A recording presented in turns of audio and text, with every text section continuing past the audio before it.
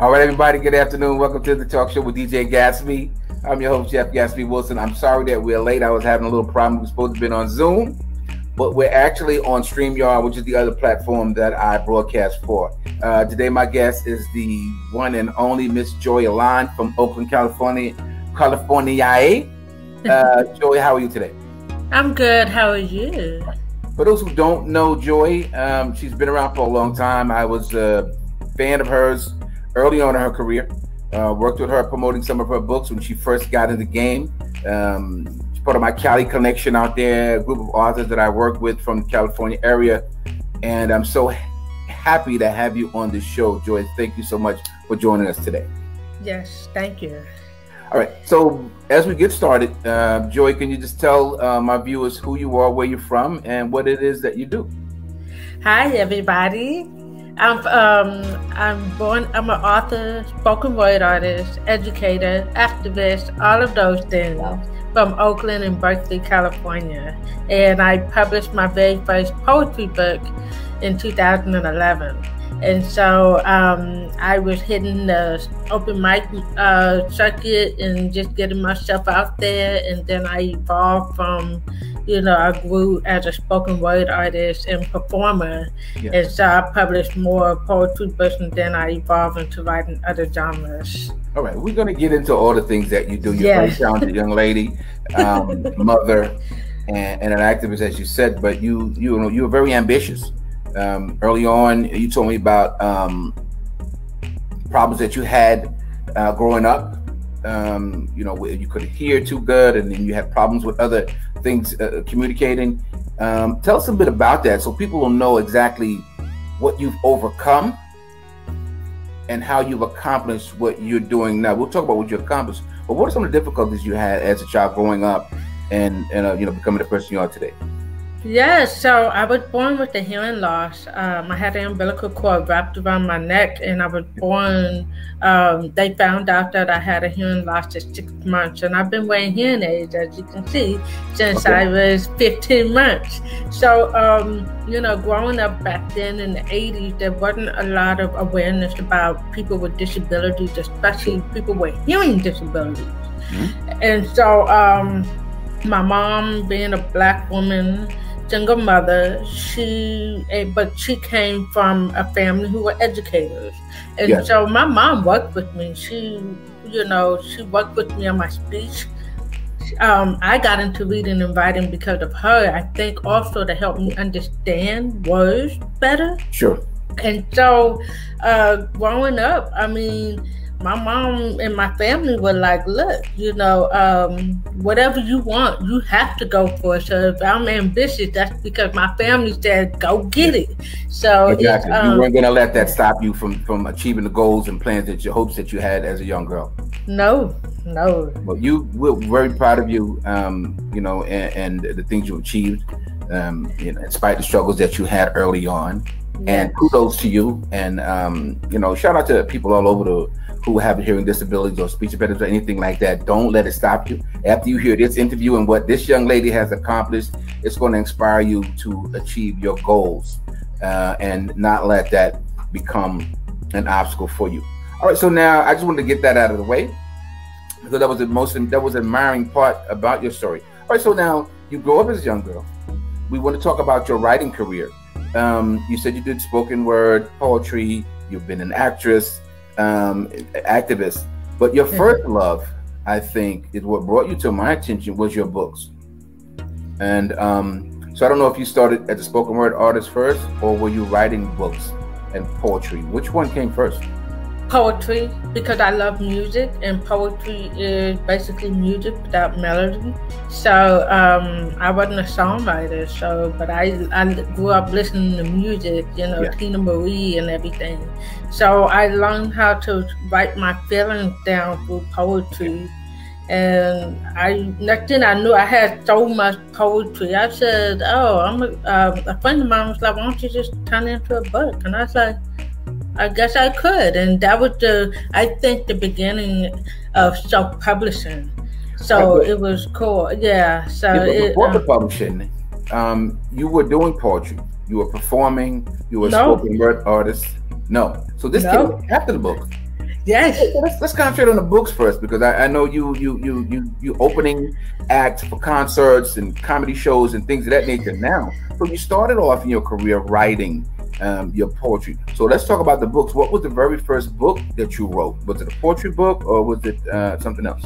It was the poetry book, Signs of Life, Past, Present, and Future. Yes, I'm familiar with that book. Yes, it was my very first book. And so my mom was the one who said, you have a book, and it's poetry. And actually, it was the easiest genre to kind of promote in a way, sure, because we had open mics. And so that's how I got into open mic and performing. I used to go from reading it from the book to memorizing it and now reciting and actually performing live. Mm-hmm. All right, so so the poetry books actually led to your spoken word and open mic performances. How was that transition? Because you've become a very accomplished spoken word artist. You've been in contests. You've been recognized again, in the area. How was that, becoming a spoken word artist? So remember, you said you couldn't hear, you had problems hearing, and your speech impediment. How does that become so easy for you to become a spoken word artist? Fortunately, I grew up performing, like doing cheerleading and reciting things. So like music, right? Cheers. Yeah. So because I was a performer, I'm ingrained in myself to practice even when I'm not at practice. So what happened with poetry was, what happened with my very first book was poetry, like really reading it from the book, but the spoken word artist is the performance part, right? Yeah. So as I was around more spoken word artists at the open mics here in Oakland, and most of them went on to do wonderful things, that exposed me, okay, I need to write more spoken word pieces. Yes. So it wasn't until the host of that open mic, Prentice Powell, said, when are you going to feature? I said, is that when I perform by myself for like 10 minutes? He's like, yeah.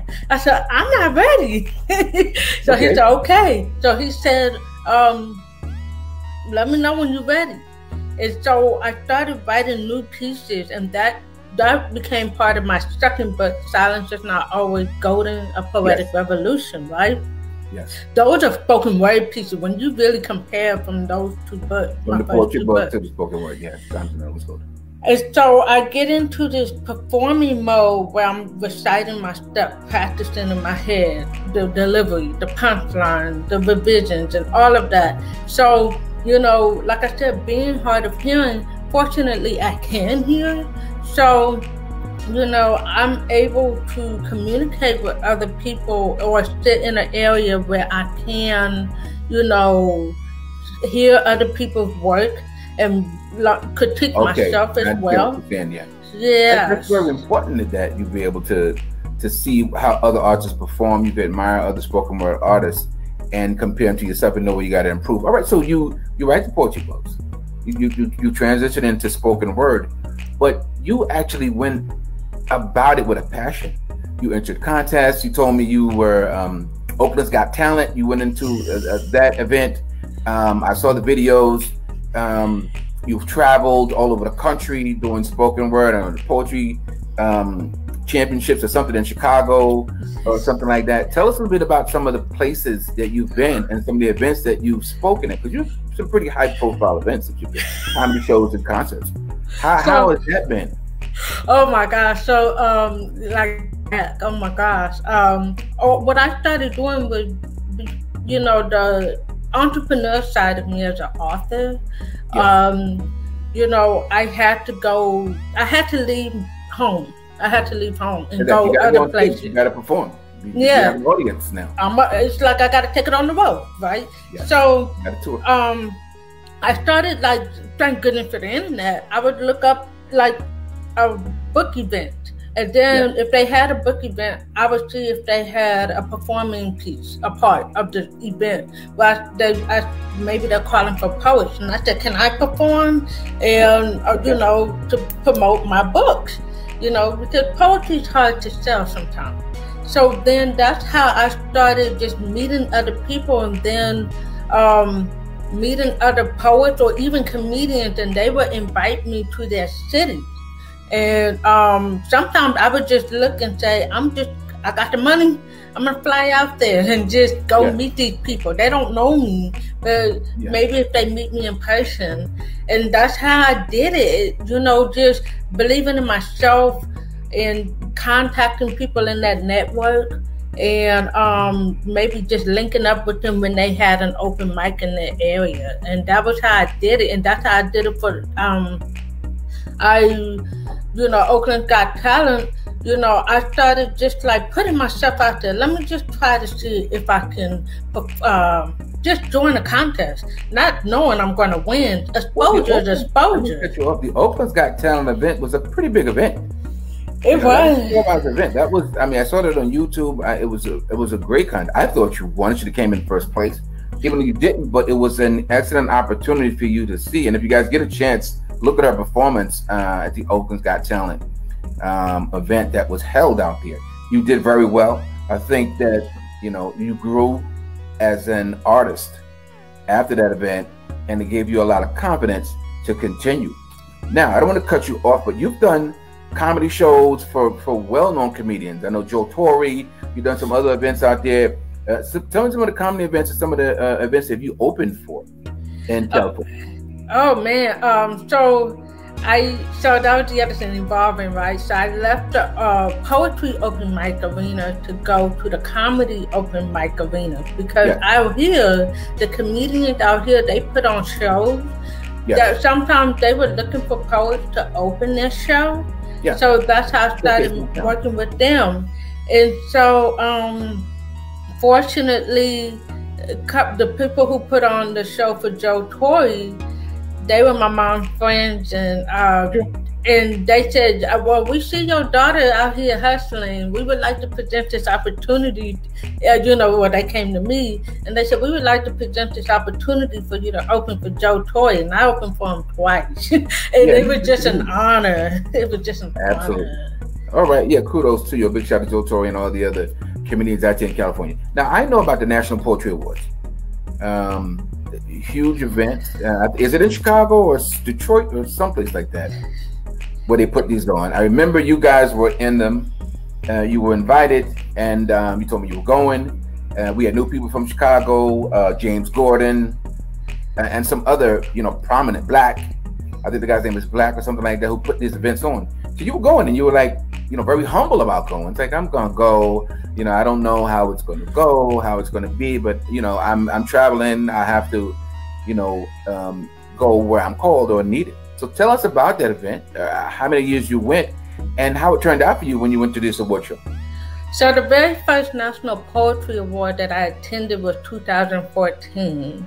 That's the very first one. I wasn't even in the category or anything. Like I said, I thought it was a great way to just meet all the poets from all over. And so that's how I met Black Ice and Rosemary, and so many other poets. Talented, well-known spoken word artists and poets. Yes. So from there I connected. So then I knew how to, when it was time for the following year, because I've won twice, 2015 and 2016. Yeah, that's what I'm trying to get to. Yeah. Let's get to the year your first time you won National Poetry Award. I just entered myself in and just told people, hey, I just need y'all to vote for me. And fortunately, both times, everybody was helping me. They were getting the votes in. The first time, 2015, something happened. I wasn't able to make it. But 2016, it was in Chicago. And because that's the one I'm talking about. Yeah. So I helped you get votes too. I was campaigning for you. Yes, you were campaigning. You were, oh my gosh.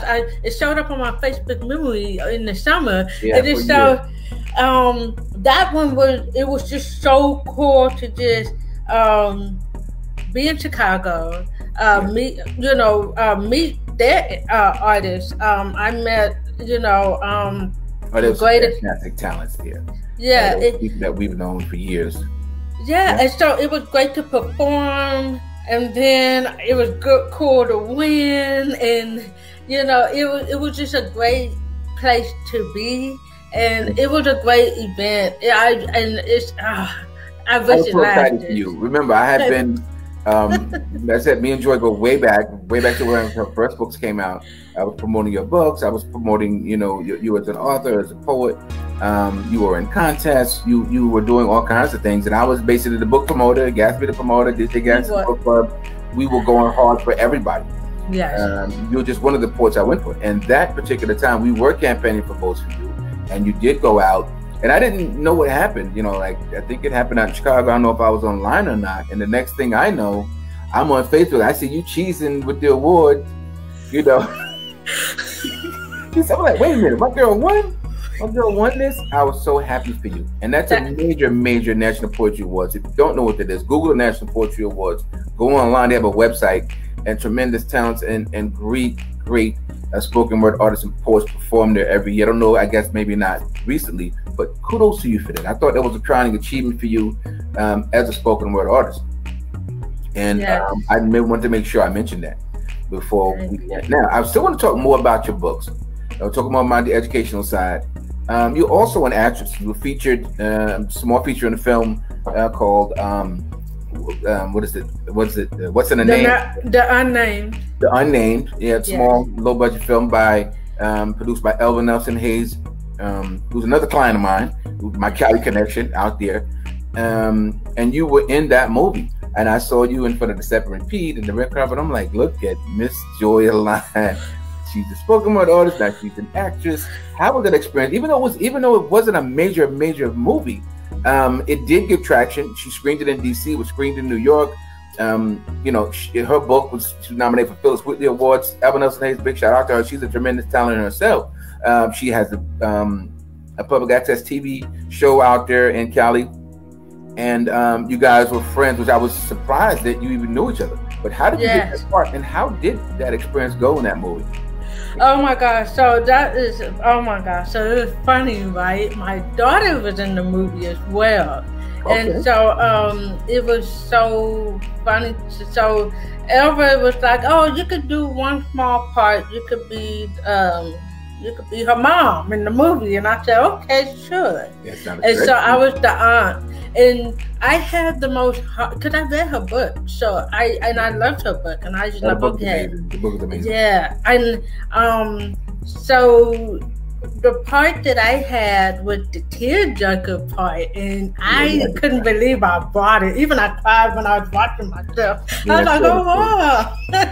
But for me, like I watched a lot of people who are actors and actresses, and they talk about tapping into a certain part that makes them, So I had to really dig deep into a very painful moment to deliver the news to my nieces on screen, and oh my gosh,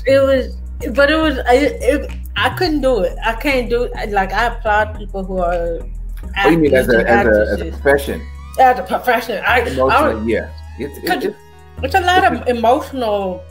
You did great. If you didn't see the movie, make sure you check it out. I think it's streaming online. She also had DVDs, but it's called the Unnamed by Elvin Nelson. I think she did a remake. It's What's in a Name for the movie. And Joy has a small part in it with her daughter. You know what? I'm gonna go. I got that DVD. I might just go back and watch that and just relive those moments.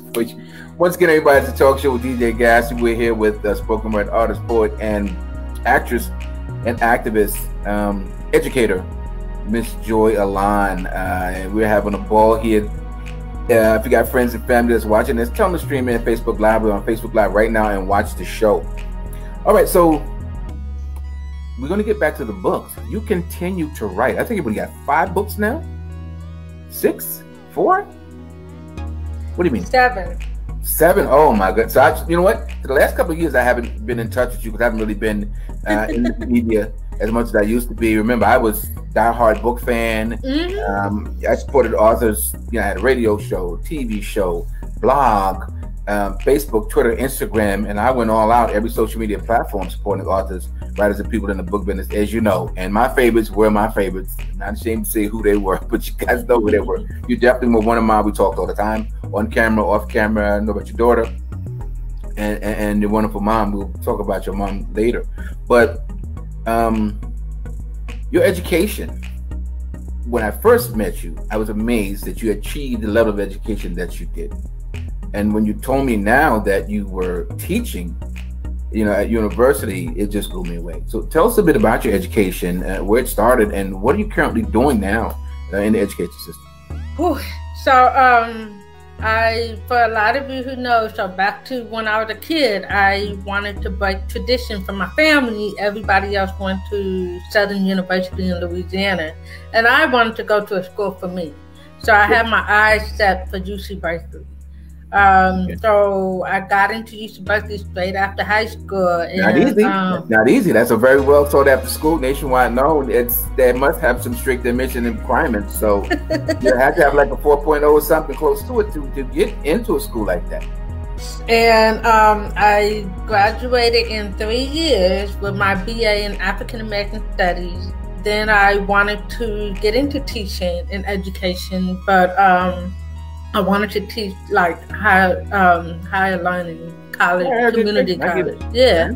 And so I didn't get into a PhD, but that's okay. I got my master's from Stanford in education. So hold on. We're not going to gloss over that.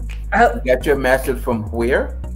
Stanford University. The Stanford University? Yes, the Stanford. Cal Berkeley Bible. Yes. Exactly. Yes. All right. So when I heard that, I was like, here we go. Everybody I know is a mass PhD, all these highly educated Black females who are really ambitious. So congratulations to you on that achievement. It's not a small thing. I know a lot of people take education as I love school, and I'm a good student and I achieve these things. But congratulations on that. And I'm sure, knowing your doctorate is somewhere, a PhD is somewhere down the line. Yeah. If you decide to continue. Now, there's a book that you wrote, we're very fond of, and you said you're using that book now. In a program that you're teaching. What program are you teaching? Where are you teaching at? And what is the title of the book that you said you're using in that curriculum? So I teach, I'm at a community college, and I teach ethnic studies, but African American culture. So that's one part of what I'm doing. So what I'm doing is, in California, they just passed a bill to have more ethnic studies departments. Sure. In the college, because especially with the whole racial tensions and everything. Sure. So what I'm doing is there's really no textbook for ethnic studies, African American culture. So what I'm doing is we have an online platform. So I'm building an online curriculum, but that curriculum can also be shared with high school teachers as well. I can copy and paste into another platform, and because this is the other thing. It's not, of course we want to be writers, but the main thing is, growing up, I didn't have a lot of books that reflected my experiences. Exactly. Not a lot of books on Black culture, Black awareness, African American studies. That whole phenomenon just took place in the last 30, 40 years, even with those courses in high schools and colleges. So you're right. There's not a lot to draw upon from something like that. But your book, and I love that. But what's the title of that particular book? With the African American studies? Yeah. Yes. Book. What is the title again? It's called Institutional Freedom, a collection of my African American studies essays, and those were written when I was at Cal Berkeley. So I decided to publish my essays. I wanted to publish my essays because they were academic, they were scholarly. So why not? Why not? You'd be surprised to as how timely and timeless those essays are today. Even 20 years ago, or 10 years ago when I met you and read those essays, I was like, this lady she's a genius. Like every time, I learn out more about you, I'm more amazed at your writing and what you write about. You're not locked in a genre. You write poetry, you write spoken word, you write African American institutional racism essays, and then you still have more books after that. I'm just amazed. The more I talk to you and find out what you've accomplished, it's just phenomenal. You never amaze me, because now like you said, you're teaching at a college somewhere. I'm like, geez, what's next for you? All right, so and so you're building that curriculum. It's online. This is the COVID era, so there's not a lot of in classroom teachings, but just to be able to put a curriculum together and be willing to share it with other institutions of higher learning is a blessing in itself. So I tip my hat to you, and I wish you the best with that project and how that goes. You seem to achieve everything you set your mind to. So yeah, kudos to you with that. All right, so we go on to your other books. You know, I'm going to talk about the next two. I'm trying to do a progression, but now I realize, okay, she has more books than I even knew she had. But I was with you up to about 5 books. I believe the last 2 I may not be aware of, but what are the last 2 books? Because people can, we can follow you on Facebook, Twitter, Instagram, or social media at some point to find out about your whole collection of books, possibly at Amazon. Ooh. What are the last 2 books that you published? Because I might not be aware of those. So let me see. I have Life is a Canvas. Oh wait. So wait. I know. I republished my second poetry book. I cleaned up the language. So that one's the 4th one. Silence is not always golden. The power of spoken words. So that one is definitely for middle school, high school curriculum. Sure. So and so then I wanted to do novels, kind of based on my life or something like a manifestation. Last time I talked to you, you were talking about writing novels, not fiction, but novels or memoirs or books based on your life. And so continue. What books are those? So that's Life is a Canvas, which was written when I was in my 20s, and I didn't want to change it too much because I wanted to show my growth as a writer. Okay. And so I published the sequel, which is Holding On to My Pride, which is... I remember Holding On to My Pride. You have the cover of the city of Oakland in black and white. Yes. Okay, I remember that one. Yes. That's a very good book.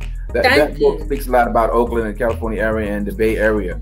And gentrification. That was the main point. Gentrification that's going on in New York now. I got friends in Brooklyn. If you knew from Brooklyn from 20 years ago, it looks like, Midtown Manhattan or something, where, the young urban professionals who came in, and what was once a low income area is now an affluent real estate. So yeah, I get that part. So that's a great. Now after that, what book did you write? So then I took a break and started writing articles for blog sites. And so my last book is a collection of articles that I wrote. And if you guys know the famous Barbecue Becky at Lake Merritt in Oakland, well, you're looking at the very first person who wrote the article before it went viral. The people it happened to, they were my editors for another blog site. Wow. And so I'm gonna Google that Barbecue Becky. Barbecue Becky. There's a lot of Beckys out everywhere doing all kinds of stuff. Yeah, but the original one is on a site called Panther Times because the Oakland Black Panther Party. It's called White Privilege Challenges Racism or whatever it was called. But hey, before I know it, the story went viral and. Yeah, it was crazy. So to be a part of that, you don't know who's writing. You don't really know who's reading. You don't know who's watching you. You influencing the minds of people in those positions that can bring these stories to light. I'm glad we get to that point, because after you wrote the book about Oakland, your social media and took an activist turn. You became more socially conscious. You seem political in some ways, and you seem more outspoken about civil rights and activism and racism, discrimination, police brutality, even the Black Lives Matter movement. Every time I look at your page, it's news and information sources about things that's going on in the community. What changed for you? Because you were just a happy-go-lucky girl from Oakland who loved to do spoken word, and now you have an agenda, you have a message, you have a purpose to the information that you're disseminating, and particularly since you start writing the articles. So what changed? What changed there? What what put you in that social consciousness place that you're in now? One, gentrification. Because of gentrification, we lost a lot of our open mic venues. So we're losing that place to come, get together. I understand. Then, of course, like you said, gentrification is everywhere. But here, particularly, what was a culture?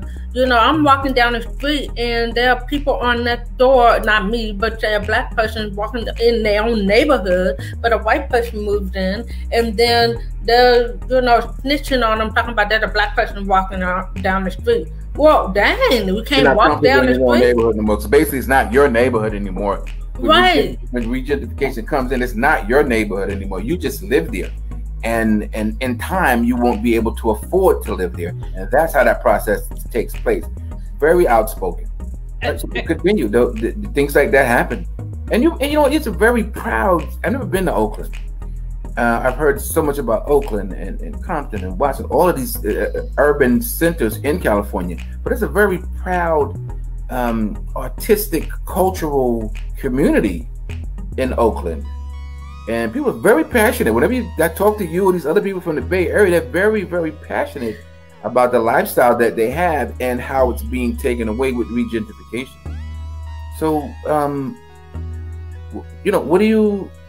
what are some of the things that you're doing other than just writing articles and reporting on what's happening? What are some of the things you're doing? You seem very passionate about it. So now,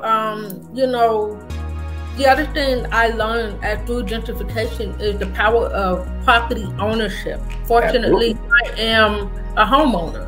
So when I'm talking to people, stop selling grandma's house and moving somewhere else. Stop doing that because, get more educated about how mortgage, loans, all of that works. Sure. Financing, credit, economics, I get it. Stock investments, We're for some reason we don't. This generation is lacking that, and it's like we're starting all over again. What maybe my grandparents' generation had. That generation taught that. What I will see is that with this generation, they don't see the value in property ownership. Grandma had the house, great grandma had the house, and now you got the house. And what you want to do is sell the house because now it's worth money.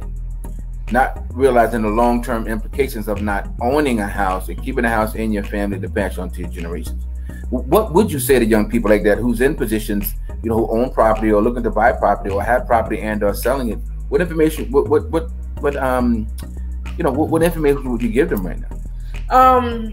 It's so much. But what I'm learning most definitely. At least I know out here, it's probably everywhere, but if you don't pay your property taxes, I don't care if your house is paid for, they can take your house.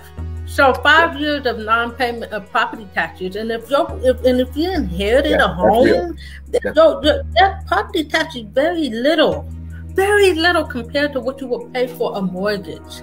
So that's one thing. The other thing is look at your property tax statement.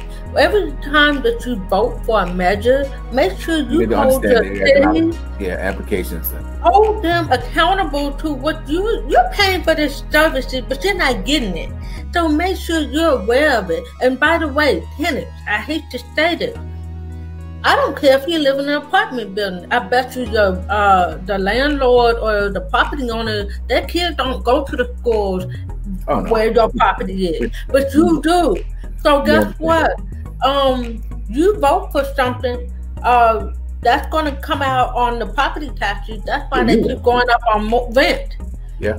And then you can't afford it, so you're forced to move out. Where's your kids going to go to school? That's more public schools being closed. It's a trickle down effect. It's a snowball. It's a lot. There's a lot more than just owning property.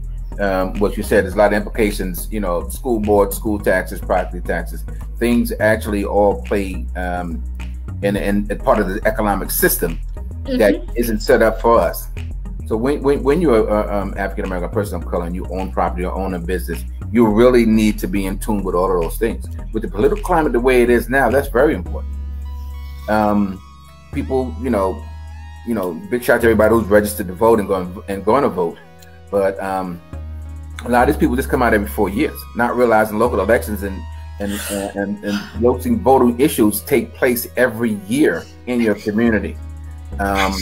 And people don't know that, or they don't take that seriously. So what you're saying is very important. I think the word needs to get out. You need to vote in every single election in your community, because it has an effect on you whether you know it or not.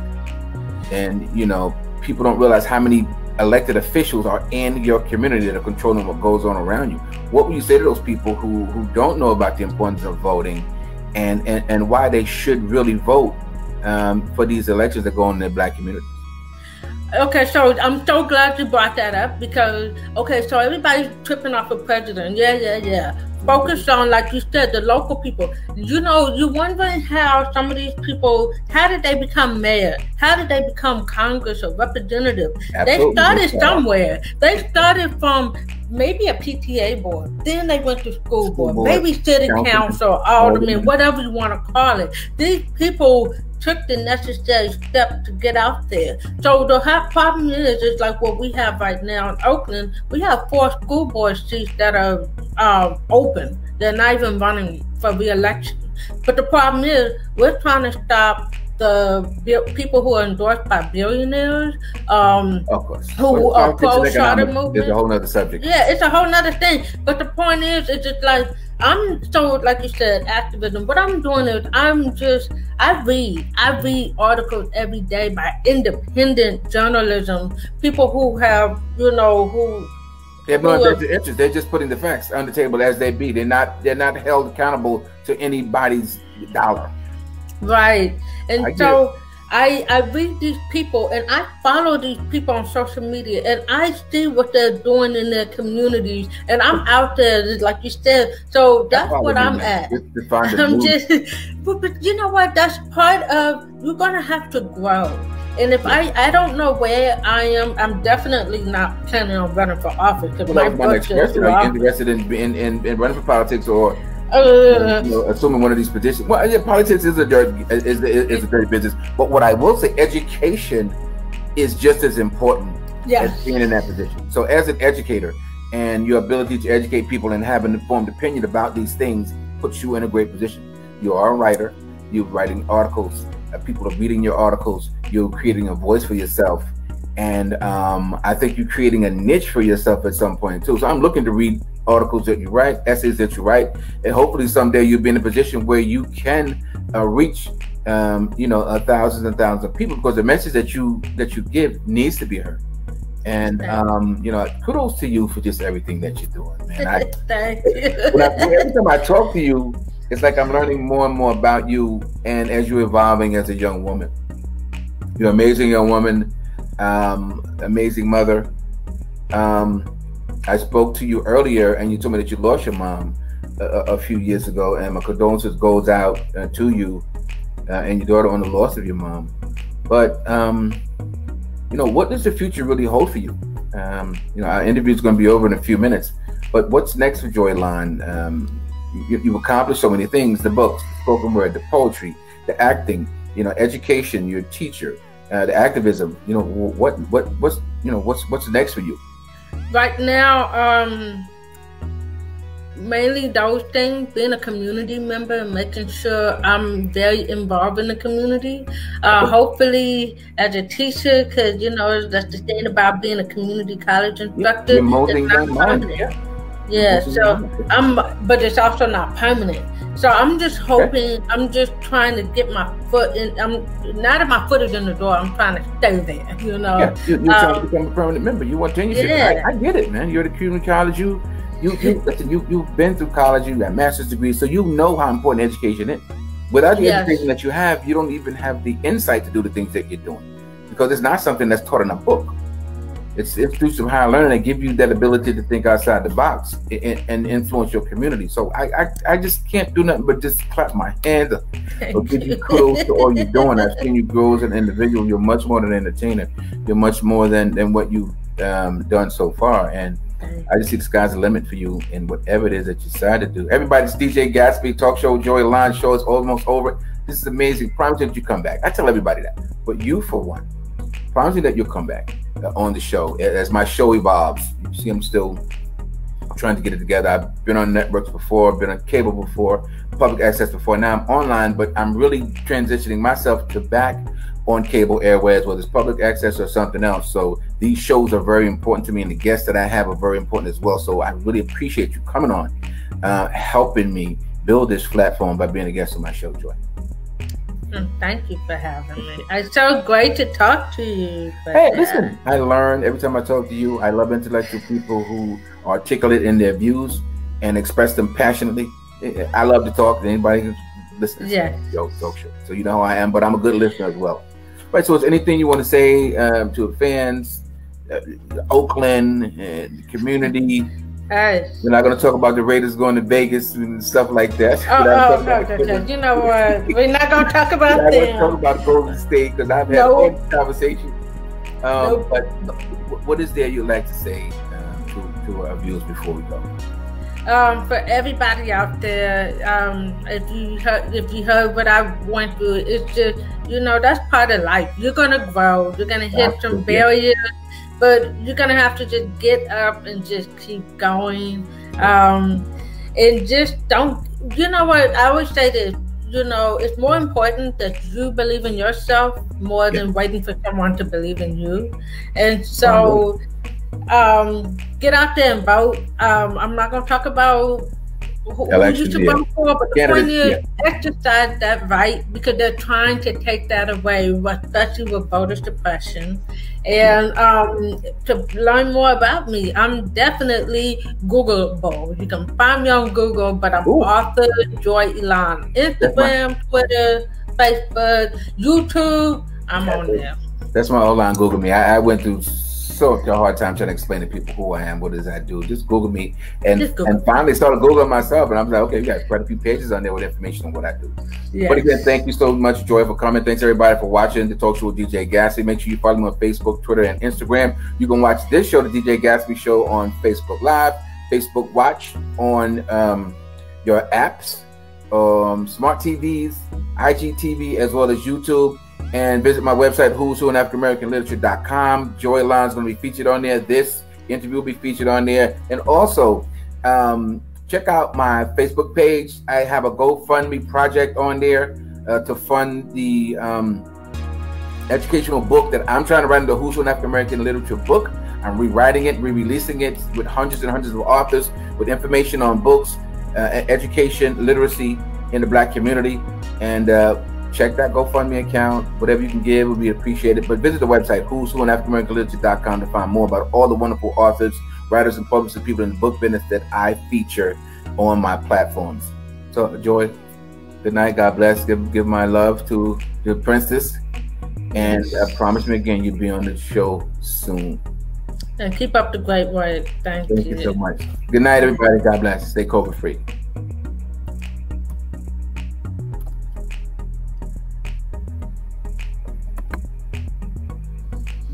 Get out of here. Hold on. Here we go.